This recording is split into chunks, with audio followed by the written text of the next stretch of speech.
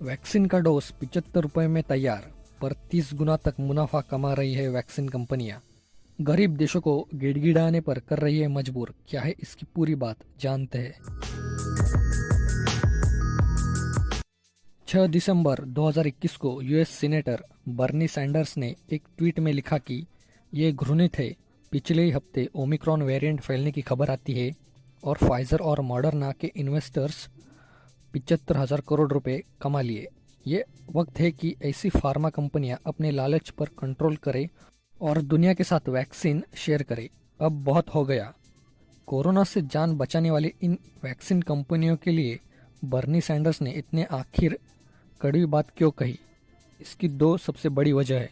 पहला, नए वेरिएंट और बूस्टर डोज को वैक्सीन कंपनियां कमाई का जरिया बना रही है, और दूसरा, कोरोना का डर दिखाकर दुनिया भर में इन वैक्सीन कंपनियों की मनमानी चल रही है। माना जा रहा है कि दुनिया भर की सरकारें, डॉक्टर और साइंटिस्ट भले ही कोरोना महामारी को खत्म करने की कोशिश कर रहे हैं, लेकिन ये बड़ी फार्मा कंपनियां ऐसा नहीं चाहती।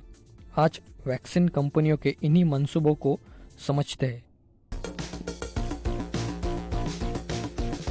अमीर देशों से करार तो गरीब देशों को इनकार। पीपल्स वैक्सीनेशन अलायंस (पीवीए) के एक एनालिसिस के मुताबिक वैक्सीन की 3 बड़ी कंपनियां फाइजर, मॉडर्ना और बायोएनटेक ने 2021 में हर सेकंड $1,000 का मुनाफा कमाया।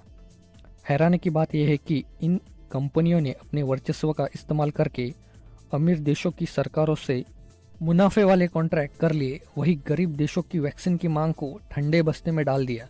पीवीए के मुताबिक फाइजर और बायोएनटेक ने अपनी कुल वैक्सीन सप्लाई का महज 1% ही गरीब देशों को भेजा, तो वही मॉडर्ना ने सिर्फ 0.2% ही सप्लाई भेजी।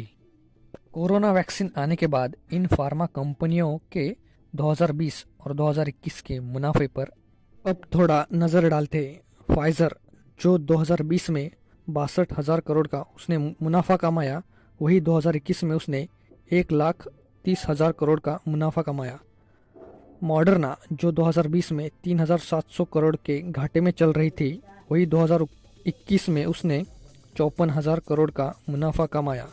जॉनसन एंड जॉनसन ने 2020 में 97,000 करोड़ कमाए, वही 2021 में उसने 1,20,000 करोड़ का मुनाफा कमाया। और वही बायोएनटेक ने, जो 2020 में 300 करोड़ के घाटे में चल रही थी, वही 2021 में उसने 61,000 करोड़ का मुनाफा कमाया। हमने जो अभी आपको ये आंकड़े बताए, उसका कारण आपने वीडियो के थंबनेल पर ही पढ़ा होगा। तो ऐसे में कैसे होगा कोरोना वायरस का खात्मा? इस वक्त गरीब देशों की 98% आबादी पूरी तरीके से वैक्सीनेटेड नहीं है। उत्तरी अमेरिका, यूरोप और ओशनिया मतलब ऑस्ट्रेलिया और न्यूजीलैंड में आधे से भी ज़्यादा लोगों को पूरी खुराक लग चुकी है। तो एशिया में अभी 45% लोग ही कोविड वैक्सीन की पूरी खुराक ले पाए हैं, जबकि अफ्रीका में यह आंकड़ा महज 6% है।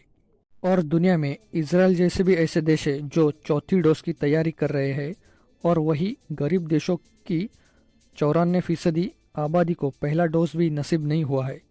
WHO का मानना है कि वैक्सीन में ऐसी असमानता रही तो कोरोना महामारी जल्द खत्म नहीं होगी। वैक्सीन कंपनियों को अरबों डॉलर की सरकारी फंडिंग भी मिल रही है। इसके बावजूद वो वैक्सीन बनाने की तकनीक और अन्य जानकारियां गरीब देशों की कंपनियों से साझा करने से इनकार कर रही है। ऐसा करके वो लाखों लोगों की जान बचाई जा सकती थी, पर वैक्सीन कंपनियां किसी भी कीमत पर पेटेंट अपने पास ही रखना चाहती है।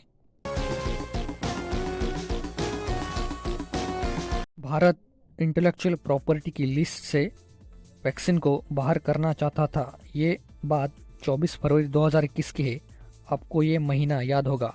उस वक्त कोरोना देश और दुनिया में चौगुनी रफ्तार से बढ़ रहा था और दुनिया में वैक्सीन के लिए त्राहिमाम मच गया था।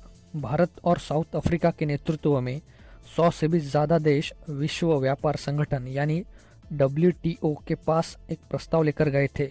इस प्रस्ताव में मेडिकल की दुनिया के इंटेलेक्चुअल प्रॉपर्टी वाले नियमों में थोड़ी ढील की मांग की गई थी।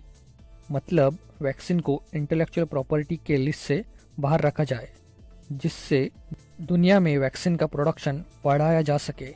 इस प्रस्ताव को रोकने के लिए अमेरिकी फार्मा कंपनियों के संगठन the pharmaceutical research and manufacturing of America ने महज कुछ दिनों में $50 मिलियन यानी करीब 3,700 करोड़ रुपए से अधिक नेताओं और लॉबिंग पर खर्च कर दिए। लॉबिंग मतलब नेताओं और अधिकारियों को अपने पक्ष में रखने के लिए। यही नहीं, दवा कंपनियों की इस मजबूत लॉबिंग की वजह से भारत समर्थित यह प्रस्ताव मंजूर नहीं हो पाया। अंधाधुंध कमाई और गरीब देशों को वैक्सीन न देने पर कंपनियों के जवाब को जानिए।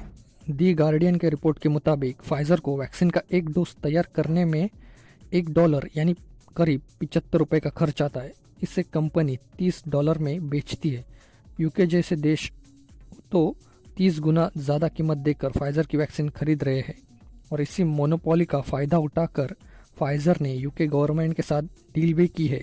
पर फाइजर के अधिकारी का कहना है कि वैक्सीन डोज की कीमत बिल्कुल लॉजिकल है। इसकी कीमत हाई इनकम वाले देशों में भोजन की एक थाली के बराबर है, मध्यम आय वाले देशों में भोजन की आधी थाली के बराबर और निम्न आय वाले देशों में वैक्सीन की लागत के बराबर है।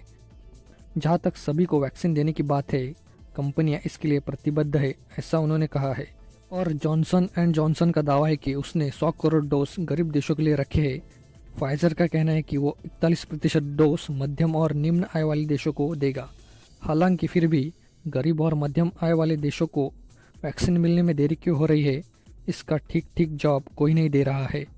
तो यही थी पूरी बात की कैसे गरीब देश वैक्सीन कंपनियों के आगे गिड़गिड़ाने पर मजबूर हो रहे हैं। अगर वीडियो पसंद आया हो तो लाइक कीजिए, जिन दोस्तों को पता नहीं उनमें शेयर कीजिए और ऐसे वीडियोस देखने के लिए चैनल सब्सक्राइब कीजिए और साथ ही बेल आइकन दबाइए।